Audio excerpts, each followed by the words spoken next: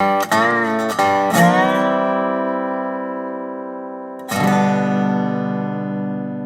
morning, everybody, and welcome back to Coffee with Craig, where we talk about all things firearms policy, politics, culture, media, you name it. We're talking about it right here on Coffee with Craig, trying to bring to it what I like to call a little bit of uncommon sense. Why do we call it common sense? Because common sense, well, especially when it comes to guns and gun policy, just is not that common. So please take a moment, like and share the program so that your friends can join in the conversation. Also, if you haven't already done so, subscribe to our YouTube channel. Follow us on Facebook, and in both cases, make sure you hit the notification button so that you can be alerted as soon as we go live. So that you can participate in the live chat as the program is going on. Also, take a minute, please visit fpcgear.com. That's fpcgear.com. Cool place to find all sorts of Pro 2A swag. We're talking t-shirts, we're talking hoodies, we're talking coffee mugs, all sorts of various different things to show your support for the Second Amendment. The really cool thing about it is every dollar that you spend is going to go right back in the fight for a right to keep and bear arms, so you can support the Second Amendment and you can look good doing it. That's fpcgear.com. Speaking of a fight for civil rights, you guys know that there is nothing, that there has been this big push in particular where civil rights, in particular, your right to keep and bear arms, because we believe that it is a civil right. Civil rights seem to get thrown out of the window when it comes to the Second Amendment. And one of the worst examples of those we've seen over the last couple of years have been these things called red flag laws, or as we call them in California, gun violence restraining orders. How, in essence, it is a complete and utter violation of due process, innocent until proven guilty. You name it, right to face your accuser, you name it. These laws have become incredibly dangerous violation, of our civil rights, all in the name of, quote unquote, keeping us safe, or going after people who they believe are a danger to themselves or others with firearms. Well, California was one of the first states in the country to pass one of these laws. And evidently, lawmakers and some law enforcement leaders, in more liberal areas or more anti-gun areas, are concerned because they don't feel like they've confiscated enough guns. So what have they done? They decided that they want to expand it here in the state of California. So with that, I wanted to bring on the show someone who is a mentor of mine. He is the godfather of gun rights here in the state of California. And I want to bring him on to talk a little bit about the expansion of gun violence restraining orders here in the state of California. With that, let us please welcome Mr. Sam Paredes of Gun Owners of California. Sam, how you doing today? Craig, I'm doing just great, and it's really a pleasure to be with you, man. It's whenever we work together, it's always a really good thing, and I appreciate you very much and everything that you bring to the fight, because it's good stuff, man. It's real, honest. Put on the gloves, take some swings, and then decide, no, we don't need gloves. Bare knuckles is better. So it's good. Bare knuckles swinging for the fences. That's right. That's the way we like to roll. Yeah. So hey, do me a favor. Yes. Real quickly, kind of explain first off by explaining what the law is currently in California when it comes to these red flag laws or gun violence restraining orders. Okay. Right now, anybody who has lived with an individual over the last 6 months, that could be family members. They describe them as family members, but it also includes anybody who are roommates. Let's say that you just graduated from college and you lived in a frat house. And anybody who lived with you over the past 6 months qualifies as family members. Any tenant that you might rent a room to, anybody who lived in the same habitation that you lived in over the last 6 months is considered family. Those people all have the ability under California law to, through an ex parte basis, that means on their own, go to the court and ask for a gun violence restraining order against somebody who they believe to be in a crisis situation, a danger to themselves or others. Now, that kind of presupposes that they know that they're gun owners if they're going to go out and request a gun violence restraining order. Once that restraining order is requested of the court has 24 hours to decide if they're going to issue the GVRO or deny the GVRO. And in most cases, as you can imagine, judges believe that they err on the part of safety, and they issue these GVROs. What happens then is that the GVRO automatically gets placed on the armed prohibited person system, and then they get a visit from the government. Police officers will come and visit the home and say, well, where are your guns? We need to take them away from you. And it is a restraining order, and they have the ability to take those guns away. The person who is the subject of the GVRO cannot go to the court to defend their position for 21 days. So, right. I mean, just Mandela in prison said that justice delayed is justice denied, and even our civil rights leaders, Martin Luther King, said the same thing and wrote it in his book while he was in jail. Justice delayed is justice denied. But that is exactly what this law does. It prohibits somebody from being able to defend their reputation and their personage before the court for 21 days. So for 21 days, they are without any ability to protect themselves and defend themselves. Now, in the state of California, when you go to court, are you allowed to face your accuser? Do you actually get to be face-to-face and cross-examine the person that actually is the one who requested the gun violence restraining order? No, that's why it's the technical term of ex parte. That means that it's requested, and then it's kind of out of their hands. And so when you go to the judge, you have to go to the judge and make your case, and then the judge considers that you have given. The judge has the right or ability always to interview the people who actually requested the GVRO, but there's no requirement that they face their accuser in court. So that's another violation of our civil rights. So now in the state of California, they're looking to expand this law. Share with the audience about how they plan to expand it. Well, they want to expand it to all employees of educational system of schools. Any employee could ask for a GVRO and from a school, an employee of a school. And it kind of begs the question, if an employee of a high school or junior high school asks for a gun violence restraining order against a student, that presupposes that they know that the student is a gun owner, even though it's illegal for junior high school or most high schoolers to even possess firearms. So I don't know how that's going to work, but they don't either, and they don't really care. And they're also expanding it to fellow employees. So employees of a company that you work for, somebody could ask for a GVRO if they think that you're a danger to yourself or others. Well, how do they define now? Specifically, it says coworkers. Does it say employee? I mean, when it says coworkers, does it mean someone that you work with? So, for example, I lobby the legislature. You lobby the legislature. Could any member of the legislature, because we quote unquote are coworkers, could they seek a gun violence restraining order against you? The simple answer is yes. Let's say you work at Apple in Silicon Valley, where they have, I don't know how many tens of thousands of employees there. Technically, any employee of Apple can ask for a GVRO. They did add an amendment to it to try to add some common sense from their perspective. And they said that a fellow employee has to have the approval of their supervisor in order to request a GVRO. But needless to say, it just convolutes the situation. The one thing I would say with that is that it then makes it a lot easier to sue both your employer and your coworker when they're harassing you. That's the way I look at it. I mean, that's the one thing I'll say. Where a unique situation where those of us who support the Second Amendment and the civil rights that are attached to that are on the same side with the American Civil Liberties Union. So they view this as an attack on people's civil rights, the denial of due process, and that's important to them, and it should be.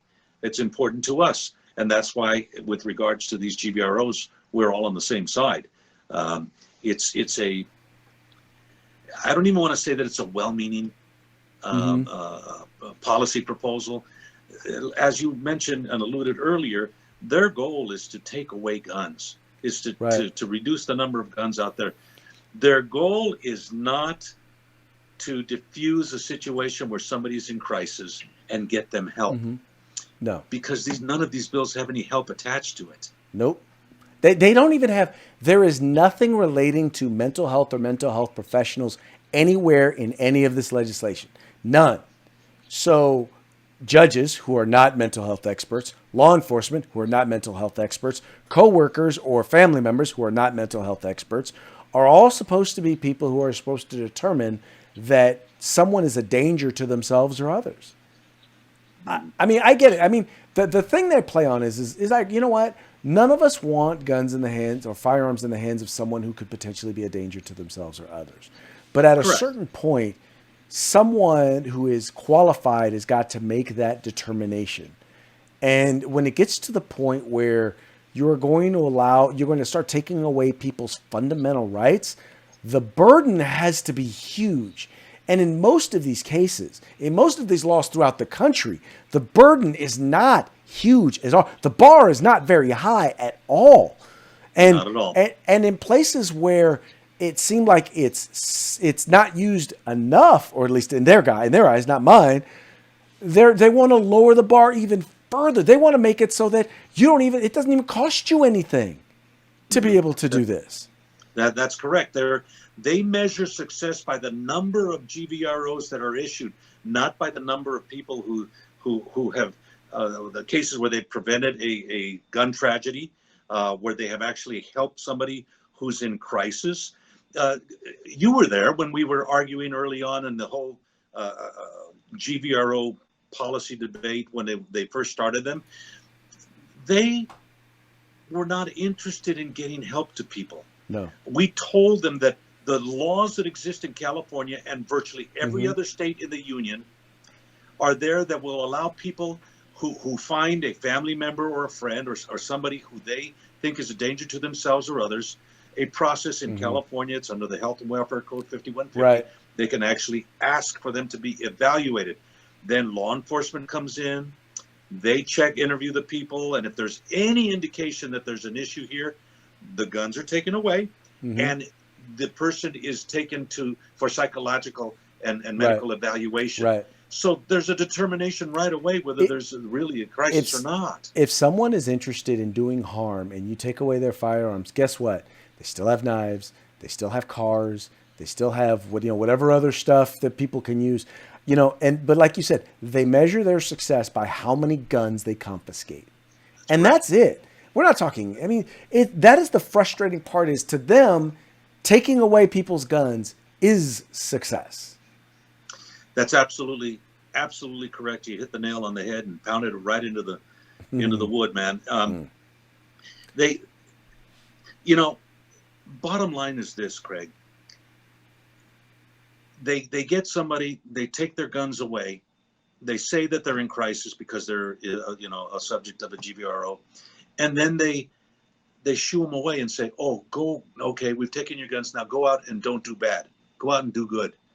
There's no checkup on them. There's no follow-up on them until that person comes back 21 days later and tries to defend themselves in court. Nothing prevents somebody who's truly in crisis from stealing a gun, from making a gun, from using a knife, as you said, fertilizer and diesel fuel, whatever you want to do. Nothing prevents them. Nothing is checking to see if they're really set on hurting somebody. That is so insincere. It's mind-boggling. Yes. That they play. Well, with but the it makes them Constitution, makes them feel good, and you look at in cases like this. It's like I said. First of all, when you go to court, they don't even tell you. First of all, in many cases, they discourage you from actually getting an attorney, bringing an attorney, but they don't tell you what the standard of proof is.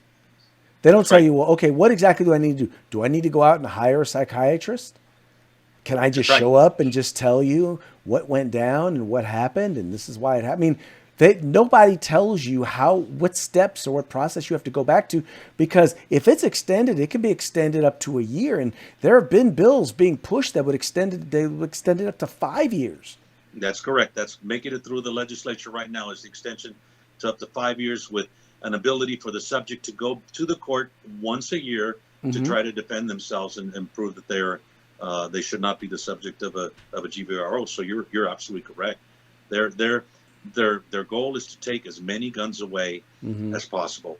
Bottom line, And it isn't to prevent tragedy. to be very, very clear, these are not individuals who have committed a crime. These are That's not correct. individuals who have even been accused of a crime. That's correct. Someone simply said, yeah, no, we believe they are a danger to themselves or others, and therefore they lose their fundamental rights. And by the way, not just the right to keep and bear arms, due process rights, private property rights, rights against unreasonable search and seizure, right to face your accuser, right to be, innocent until proven guilty, all of it out the window because guns. GVROs, as you very aptly pointed out, violates more of your constitutional rights than almost any other charge that can be levied against you.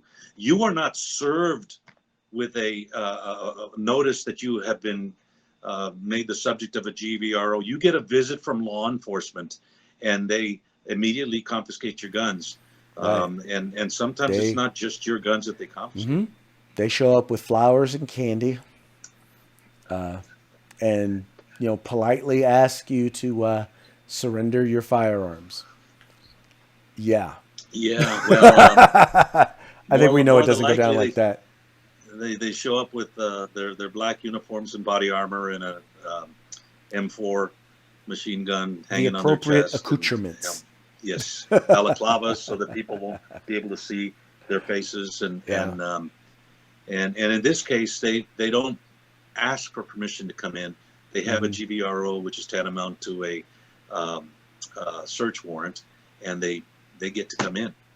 That's sad. It's so scary. sad, Craig. This danger that we are seeing in legislative policy making here in California, and I think I'm afraid that it's going to spread to the rest of the country. These policymakers who feel like they have some sort of ability and wisdom to identify future crime. It's like that Tom Cruise movie where they were arresting people who they were predicting were going to crime. And Minority Report. That's exactly right. And that is what a GVRO is. You're correct. They violate all your rights, and you haven't committed a single crime. Nope. And they haven't really done anything to prove that you are in a crisis situation.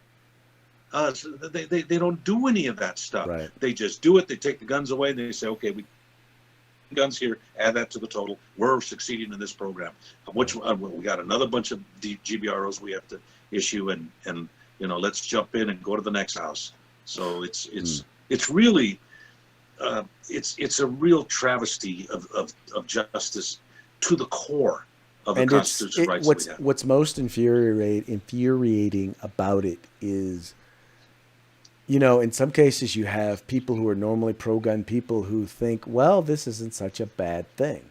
And then you have people who, even though they're on the other side of the aisle, they claim to support the idea of civil rights and due process, and you see them and they're supporting this. It's like, how do you not see that this is such a clear violation of fundamental civil rights? And wait till they start coming after your the rights that you do care about, because right. Well, hey, they can. I think you were right when you stopped in mid-word there. It's a vile violation of your civil rights. That is absolutely absolutely correct. And those people who think that there's any sort of benefit to these, oh, come on, nobody wants to see people in crisis. Then use the laws that are already on the books that allows you to deal with somebody who's in crisis and get them help.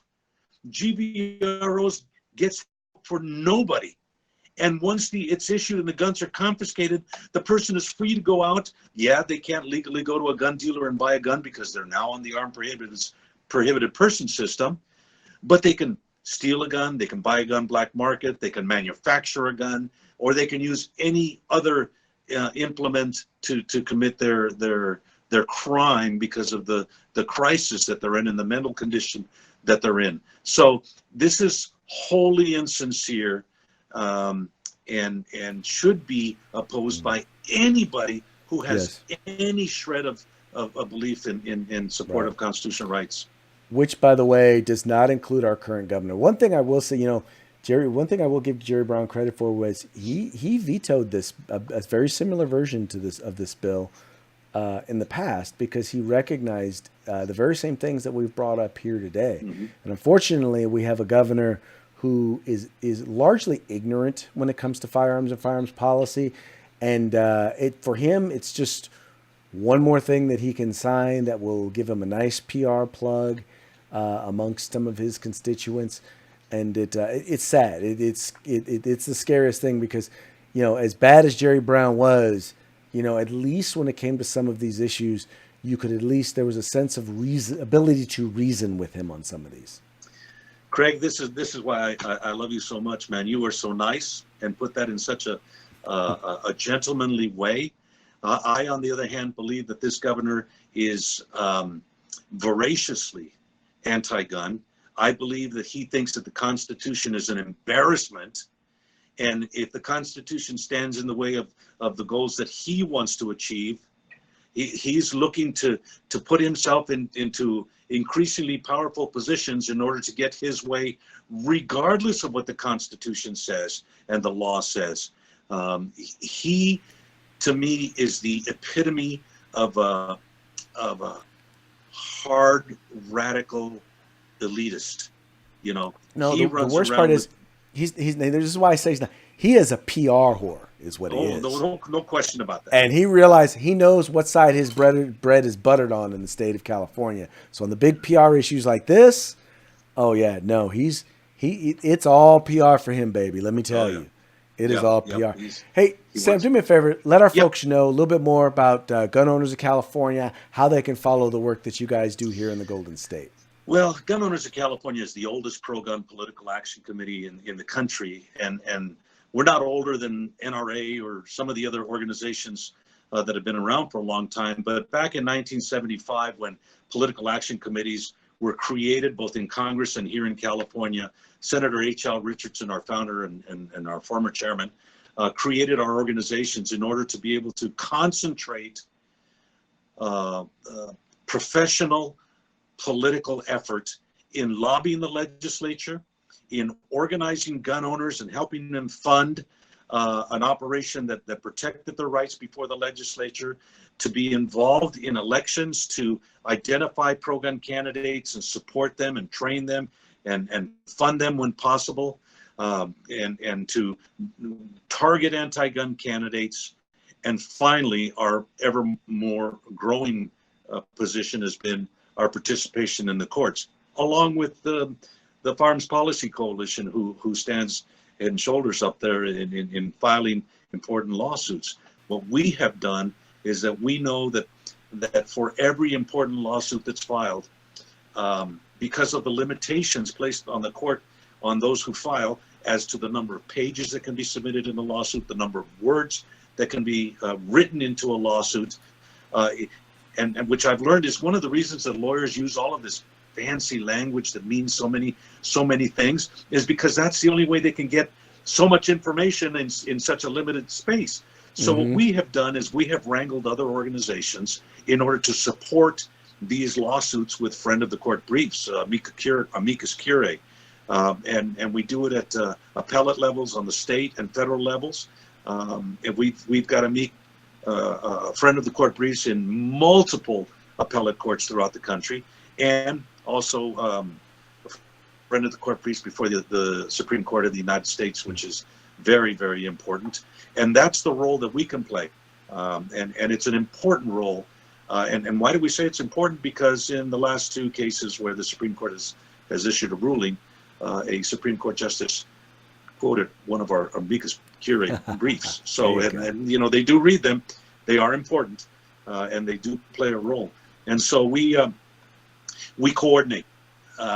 People say, why can't we just have one organization and everybody's together and we do it? It's because we have different strengths. We have Right. different approaches.